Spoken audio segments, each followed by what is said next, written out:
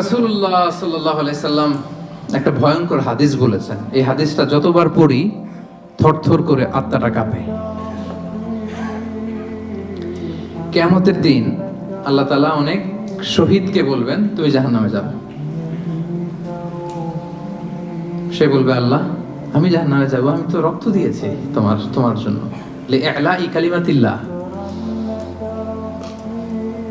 আমার দেহের তাজা রক্ত দিয়ে আমি শহীদ হয়েছি, জানাজা ছাড়া আমার দাফন হয়েছে, আমি তো জান্নাতে যাব। আল্লাহ বলবে, না, তুমি শহীদ হয়েছো এই কারণে যে লোকজন তোমাকে বীর বলবে, বীর, বাহাদুর। তো দুনিয়াতে তো তোমারে বাহাদুর বলছে, তো তোমারে বিশাল যোদ্ধা ছিল, বাহাদুর ছিল, খেতাব তো তুমি পেয়েছো, আমার কাছে কিচ্ছু নেই, জাহান্নামে যাও, go to the hell fire. অনেক দানশীলকে আল্লাহ বলবে, জাহান্নামে যাও। সে বলবে, আল্লাহ আমি জাহান্নামে যাব, আমি তো মসজিদ, মাদ্রাসা, এতিমখানা, বৃদ্ধাশ্রম এমন কিছু নাই যে বাকি রাখছি, শত শত মসজিদ আমি করেছি, আমি কেন জাহান্নামে যাব? আল্লাহ বলবে, না, তুমি দান করেছিলে এই জন্য যে লোকজন তোমার দানশীল বলবে, দানবীর বলবে, আদেম তাই বলবে, ওইটা তো তোমাকে বলা হয়েছে, জাহান্নামে যাও, আমার কাছে কি চাও? Go to the hell fire. সেদিন আল্লাহ তাআলা অনেক আলেমকে ডাকবেন, অনেক দাঈদেরকে ডাকবেন, অনেক দুআত ইলাল্লাহদের তিনি ডাকবেন। Because of Allah. Because of Allah. Because of Allah. সেদিন অনেক দুআত ইলাল্লাহদেরকে ডেকে আল্লাহ বলবেন যে তুমিও জাহান্নামে যাবে। সে বলবে, আল্লাহ কেন? আমি মানুষকে কোরআন শিখিয়েছি, আমি মানুষকে হাদিস শিখিয়েছি, আমার কথা শুনে অনেক নামাজ ধরেছে, আমার কথা শুনে অনেকের দাড়ি রেখেছে, আগে সুদ খেত, আমার কথা শুনে সুদ বন্ধ করেছে, আমার কথা শুনে তো আল্লাহ এরা নামাজি হয়ে গিয়েছে। দ্য এন্টায়ার সোসাইটি সুদ বন্ধ করেছে, নামাজ ধরেছে, তারা ফরজ যাকাত দিত, আল্লাহ আমি কেন জাহান্নামে যাব? আল্লাহ বলবেন, তুমি এই দাওয়াতি কাজ করেছো, লোকজন তোমাকে বড় আলেম বলবে, লোকজন তোমাকে বড় সেলিব্রিটি বলবে, লোকজন তোমার নামে তাকবীর দিবে, তোমাকে বড় আলেম বলবে, বড় দাঈ বলবে। এটা তো বলা হতো তোমাকে দুনিয়াতে, আল্লামা বলে ডাকা হতো তোমাকে, বাহরুল উলুম বলা হতো তোমাকে, জ্ঞানের সাগর, অনেক বড় দাঈ, অনেক বড় সেলিব্রিটি তোমাকে বলা হতো এই দুনিয়াতে। তো যা চেয়েছো তা তো পেয়েছো, আমার কাছে কি চাও? আমার কাছে তোমার জন্য কিছু নাই, go to the hell fire, তুমিও জাহান্নামে যাও। আল্লাহ ওইরকম আলেম হওয়া থেকে আমাদেরকে তুমি বাঁচাও, ওইরকম দাঈ হওয়া থেকে তুমি আমাদেরকে বাঁচাও। আল্লাহ লোক দেখানো মানসিকতা, এই শখ থেকে আল্লাহ তুমি আমাদেরকে হেফাজত করো। তাহলে 4 নম্বর যে রোগ আমরা চিনে ফেলছি না, এটার নাম কি? রিয়া। নামাজ পড়তেছি, মানুষ আমার এই বড় মুসল্লি বলে, হজ করে আসছি যেন আমার নামের আগে আলহাজ লাগায়, যাকাত দিচ্ছি, যাকাতের শাড়ি লুঙ্গি, দানবীর, শিল্পপতি, এটা যেন বলে। জিহাদের ময়দানে গিয়েছি, ইসলামের জন্য মিছিল দিচ্ছি, যাতে মিডিয়াতে আমাকে সবার আগে দেখা যায়। আল্লাহ বলবে, go to the hell fire, জাহান্নামে যাও। এগুলো একটাও আমার জন্য করো নাই, তুমি যা চেয়েছিলে দুনিয়াতে তুমি সেটা পেয়েছো, আমার কাছে কি চাও? কিচ্ছু নাই আমার কাছে তোমার জন্য, যাও। আল্লাহ এরকম দানশীল হওয়া থেকে, এরকম আলেম হওয়া থেকে, এরকম বীরত্ব দেখানো থেকে আল্লাহ তুমি আমাদেরকে হেফাজত করো। আল্লাহ রিয়া থেকে আমাদের এই কলবটাকে তুমি মুক্ত করো। আল্লাহ আমরা যা করব কেবলমাত্র শুধুমাত্র তোমার সন্তুষ্টির জন্য, তোমাকে দেখানোর জন্য যেন করতে পারে। আল্লাহ তুমি তৌফিক দান করো। তাহলে 4 নম্বর রোগটা চিনতে পারছেন প্রিয় ভাইরা? কি নাম এটার? আলহামদুলিল্লাহ, এই তো বুঝে ফেলতেছেন। তাহলে আজকের এই প্রোগ্রাম থেকে আমরা এই রিয়া বা লোক দেখানো মানসিকতা, এটাকে না বলে দিব। কি বলেন?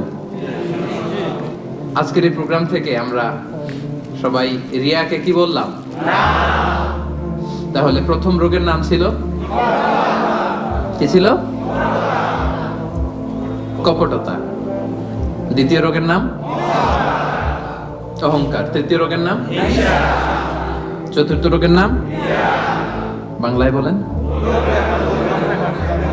লৌকিকতা, লোক দেখানো মানসিকতা। রাইট।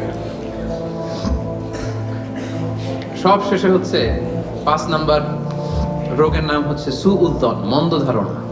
অন্যের ব্যাপারে মন্দ ধারণা করা, বাজে ধারণা, নেগেটিভ অ্যাজাম্পশন। সবসময় একটা নেগেটিভ চিন্তাধারা। কিছু লোক দেখবেন যে পজিটিভ কিছু খুঁজেই পায় না, আছে না? ভালো একটা জিনিস এর মধ্যেও ভেজাল খুঁজে বের করছে।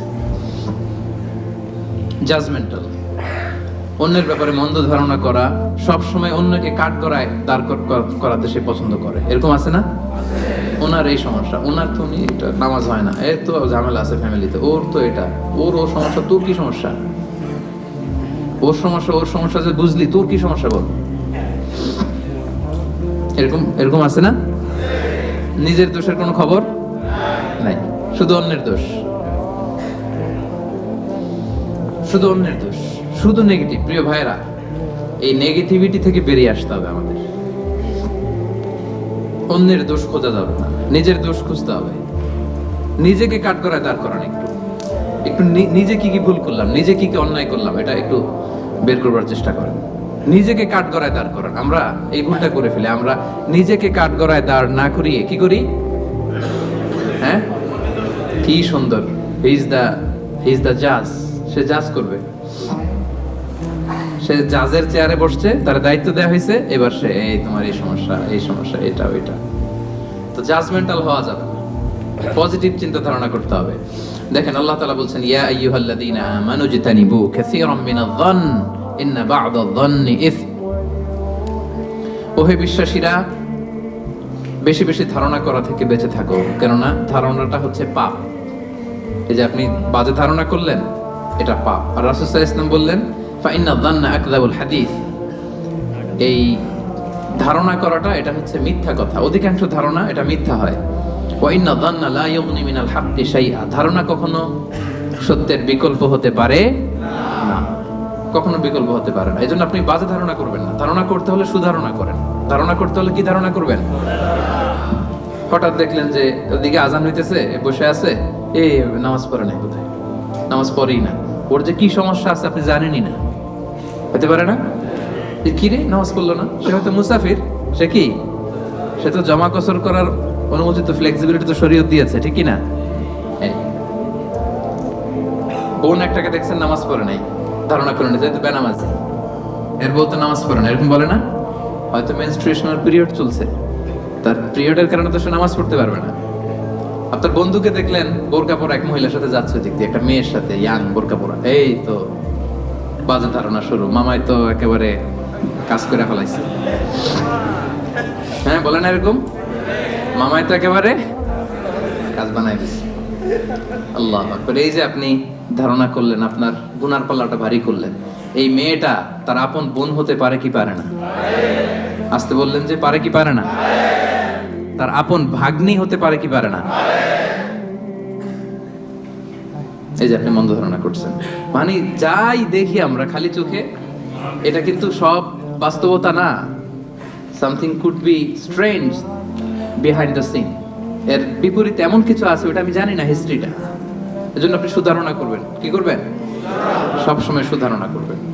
এই মন্দ ধারণা, বাজে ধারণা, অনেকে এরকম কিছু দেখলেই, বিয়ে করার পরে একটা ঘড়ি হাতে দেখলেই এটা বোধহয় যৌতুক দিছে বোধহয়। পুলিশ অফিসার একটা গাড়ি কিনছে বা ফ্ল্যাট কিনছে, এই তো ঘুষের টাকা দিয়ে বানায় ফেলছে। পুলিশ অফিসার মানেই কি সবাই ঘুষ খায়? ঘুষ খায় একটা বড় সংখ্যক, কিন্তু এখনো অনেক সৎ পুলিশ অফিসার আমার দেশে আছে না? নাই? আছে, এখনো আছে। তো আপনি মন্দ ধারণা করে গুনার পাল্লা ভারী করবেন না। তাহলে এই মন্দ ধারণাকেও আজকের প্রোগ্রাম থেকে আমরা কি বলে দিলাম? তাহলে 5টা রোগ চিনছেন না? 1 নম্বরে কপটতা, 2 নম্বরে অহংকার, 3 নম্বরে হিংসা, 4 নম্বরে লৌকিকতা, 5 নম্বরে মন্দ ধারণা করা।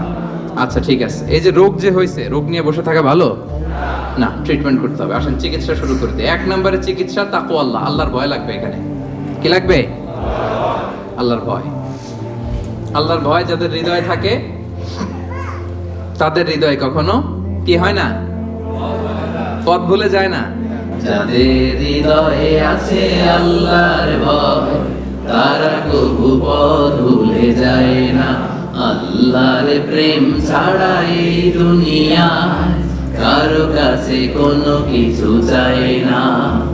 রাতের আধারে যারা সেজদাতে রয় দু চোখের স্রোতে নদী যেন বয়। ছলনার হাতছানি যতই আসুক পেছনে ফিরে সে তাকায় না। সবাই পড়েন, যাদের হৃদয়ে আছে আল্লাহর ভয় তারা কবু পথ ভুলে যায় না। আল্লাহর প্রেম ছাড়া এই দুনিয়ায় কারো কাছে কোনো কিছু চাই না। আলহামদুলিল্লাহ বলে আমরা যেন সেই পথের পথিক হতে পারি। আমরা পড়ি আমিন। তাহলে রোগ নিয়ে বসে থাকা ভালো না, দ্রুত চিকিৎসা করা দরকার। যে এই 5টা রোগ যে বললাম এটা আপনার কলবকে হৃদয়কে ড্যামেজ করে দেয়। এই ড্যামেজ থেকে বাঁচবেন। 1 নাম্বার হচ্ছে আল্লাহর ভয়। কারণ রাসূল সাল্লাল্লাহু আলাইহি ওয়াসাল্লাম বলেছেন আত-তাকওয়া হাহুনা, আত-তাকওয়া হাহুনা, তাকওয়া হাহুনা। তাকওয়া থাকে কোথায়? এই কলবে। তো এই তাকওয়ারে যদি এখানে বসাইতে পারেন তাহলে এই কলবে কোনোদিন কলুষতা নোংরামি স্থান পাবে না। আল্লাহর ভয়। কিছু করলেই আল্লাহ ইজ ওয়াচিং মি, আল্লাহ আমাকে দেখছেন, আল্লাহ কিন্তু আমারে দেখে, এই চিন্তাটা থাকতে হবে। আচ্ছা, 1 নাম্বার মেডিসিন পাইছেন না? আল্লাহর ভয় সবসময়। কেউ দেখে নাই, একজন দেখছে, তিনি কে? কেউ যেটা দেখে না সেটা দেখে কে? কেউ যেটা বোঝে না বোঝে কে? 1 নাম্বার। আল্লাহ কিন্তু সব দেখে। আল্লাহর ভয়টা এখানে স্থান দিলাম। এটা হচ্ছে প্রথম চিকিৎসা। 2 নাম্বার চিকিৎসা হচ্ছে যিকরুল্লাহ, আল্লাহর জিকির। আল্লাহর জিকির, সুবহানাল্লাহ, আলহামদুলিল্লাহ, লা ইলাহা ইল্লাল্লাহ, আল্লাহু আকবার। এই 4টা জিকির শ্রেষ্ঠ জিকির। পড়েন আওয়াজ করে, সুবহানাল্লাহ, আলহামদুলিল্লাহ, লা ইলাহা ইল্লাল্লাহ, আল্লাহু আকবার। শ্রেষ্ঠ জিকির। সব কিছুর ফুয়েল দেয়া লাগে, খাবার দেয়া লাগে। এই যে গাড়ি চালায় যারা আসছেন, তেল লাগে না গাড়ির? তেল গাড়ির খাবার। আজকে সকালে আমরা ব্রেকফাস্ট লাঞ্চ করছি না, এগুলো আমাদের খাবার। তো এই যে হৃদয়টা কলব, এটার একটা খাবার আছে না নাই? আল্লাহ পাক বলছেন আলা বিযিকরিল্লাহি তাতমাইন্নুল কুলুব। আল্লাহ তাআলার জিকিরই হচ্ছে এই কলবের খাবার। পড়েন সুবহানাল্লাহ। আল্লাহর জিকির দিয়ে এই কলব প্রশান্ত হয়, আপনার আত্মাটা প্রশান্ত হবে। রাসূল সাল্লাল্লাহু আলাইহি ওয়াসাল্লাম বলেন আশ-শাইতানু জাসিমুন আলা কলবি ইবনে আদম। শয়তান হাঁটু গেড়ে মানুষের কলবে খামচি মেরে বসে থাকে। ফাইদা যাকারাল্লাহ খানাসা। যখন মানুষ আল্লাহর জিকির করে শয়তান দৌড়ে পালায়। ওয়াইদা গাফালা ওয়াসওয়াসা। আর গাফেল হলেই এসে আবার ওয়াসওয়াসা শুরু করে। তাহলে সব সময় আমরা জিকির করতে থাকবো। লা ইয়াজালু লিসানুকা রাতাবাম মিন যিকরিল্লাহ। আল্লাহ রাসূল সাল্লাল্লাহু আলাইহি ওয়াসাল্লাম বলেছেন এক মুহূর্তের জন্য যেন তোমার জিহ্বাটা আল্লাহর জিকির থেকে খালি না থাকে। এটা আল্লাহর জিকির দিয়ে জিহ্বাটাকে সিক্ত রাখো। তাহলে এই কলবের খোরাক হচ্ছে জিকির। কলবের খোরাক কি? কলবে কি বসাতে হবে? আল্লাহর জিকির। নাকি আয়না বসাইবেন? হ্যাঁ, আয়না বসাইয়া দেব না। কি বসাবো? আমরা কি বসাবো? 3 নাম্বার মেডিসিন হচ্ছে মুহাসাবাতুন নাফস, সেলফ অ্যাসেসমেন্ট, সেলফ ক্রিটিসিজম। নিজের সাথে নিজের বোঝাপড়া। নিজের সাথে নিজের এই বোঝাপড়া করলে কিন্তু আত্মা ঠিক থাকে। এক সাহাবী বলে ইয়া রাসূলুল্লাহ কোনটা পাপ কোনটা ভালো বুঝবো কেমনে? রাসূল বলে ফতুয়া আমারে জিজ্ঞেস না করে তোমার কলবকে জিজ্ঞেস করো। ইস্তাফতি কলবাক, অন্তরকে জিজ্ঞেস করো, তোমার অন্তরে বলে দিবে কোনটা ভালো কোনটা খারাপ, ঠিক কি না? তো তাহলে এই সেলফ অ্যাসেসমেন্টটা করবেন। 4 number medicine sincere advice, well wishing. সব সময় অন্যের জন্য ভালো কামনা করা। অন্যের জন্য কি কামনা করা? ভালো কামনা করা। শুভ কামনা করলে এই অন্তরে কখনো অহংকার হিংসা এগুলো থাকবে না। আর দিন ওয়ান নাসিহা, দিন মানে শুভ কামনা। তাহলে আমরা অন্যের জন্য সবসময় শুভ কামনা করবো। পারা যাবে? 5 নাম্বার এতিমের মাথায় হাত বুলিয়ে দিবেন। এক সাহাবী বলে ইয়া রাসূলুল্লাহ আমার চোখ দিয়ে পানি নামে না, আমার হৃদয় বড্ড শক্ত, কি করব? রাসূল সাল্লাল্লাহু আলাইহি ওয়াসাল্লাম বললেন ইরহামিল ইয়াতীম, এতিমের প্রতি রহম করো। ওয়ামসা রাসা, এতিমের মাথায় হাত বুলিয়ে দাও। ওয়া আতঈম মিন তাআম, তোমার খাবার থেকে ওরেও খাও। তালিনু কলবুক ওয়া তুদরাকু হাজাতুক, তোমার হৃদয় নরম হবে, তোমার ইচ্ছা পূরণ হবে। সুবহানাল্লাহ। দেখেন যাদের কলব শক্ত নরম হয় না, এতিমখানায় যাবেন, ওদের সাথে একটু খাবেন, একসাথে লাঞ্চ করলেন, সবাই খাওয়ালেন, লাঞ্চ করলেন, এতিমের মাথায় হাত বুলিয়ে দিলেন। এতিমদের সাথে বসলে খাইলে হৃদয় নরম করে দিবে কে? 6 নাম্বার, তওবা ইস্তেগফার করো। প্রতি মুহূর্তেই পড়া আস্তাগফিরুল্লাহ। কি পড়বেন? কাল্লা বাল রানা আলা কুলুবিহিম মা কানু ইয়াকসিবুন। মানুষ যখন পাপ করে, রানা আলা কুলুবিহিম, ওর কলবের ভেতরে দাগ পড়ে যায়, মরিচা পড়ে। সুনানে তিরমিজিতে এসেছে যে কানা নুকতাতুন সাউদা ফিল কলবি, একটা পাপ করছেন, একটা ব্ল্যাক ডট, আরেকটা পাপ, আরেকটা ব্ল্যাক ডট, আরেকটা পাপ, আরেকটা ব্ল্যাক ডট, পড়তে পড়তে পড়তে এই সুন্দর কলবটা কুচকুচে কালো হয়ে যায়। এরপর আর ভালো জিনিস ভালো লাগে না, সত্য মানতে মন চায় না। তো এই পাপ করার পরে যখনই সম্বিত ফিরে পাবেন, যখনই আপনি আল্লাহর কাছে ফিরে আসবেন, আপনি করবেন আস্তাগফিরুল্লাহ। কি করবেন? একবার আস্তাগফিরুল্লাহ, একটা ডট উঠে যাবে, আরেকবার আস্তাগফিরুল্লাহ, একটা ডট উঠে যাবে। করতে করতে পুরো হৃদয়টা পরিচ্ছন্ন হয়ে যাবে। তাহলে ভুল করলে আমরা ফিরে যাব কার কাছে? আর কি পড়বো? শেষ কথা বলি, সর্বশেষ মাধ্যম হচ্ছে দোয়া করা। সব কিছুর কারিশমা যেখানে শেষ, দোয়ার কারিশমা ঠিক সেখান থেকে। একটা দোয়া আছে কোরআনের দোয়া, রব্বানা লা তুজিগ কুলুবানা বা'দা ইয হাদাইতানা ওয়া হাব লানা মিন লাদুনকা রাহমা ইন্নাকা আনতাল ওয়াহ্হাব। হে আমাদের রব, আমাদেরকে হেদায়েত দেওয়ার পরে আমাদের কলবটারে আল্লাহ আপনি বক্র করে দিয়েন না, বক্রতার অনুগামী আপনি বানিয়েন না। আল্লাহ এই হেদায়েতের উপরে আমাদের অটল রাখেন। এই দোয়াটা মুখস্থ আছে না? এটা করবেন। আম্মা জান উম্মে সালামা, প্রিয় নবী সাল্লাল্লাহু আলাইহি ওয়াসাল্লামের স্ত্রী, আমাদের আম্মা জান, ওনাকে এক সাহাবী যায় বলে, রাসূলুল্লাহ, হে আম্মা জান, আল্লাহ রাসূল সাল্লাল্লাহু আলাইহি ওয়াসাল্লাম যখন আপনার বাসায় থাকতো, কোন দোয়াটা সবচেয়ে বেশি পড়তো আমাদেরকে একটু বলেন, একটু বলেন না কোন দোয়াটা বেশি পড়তো?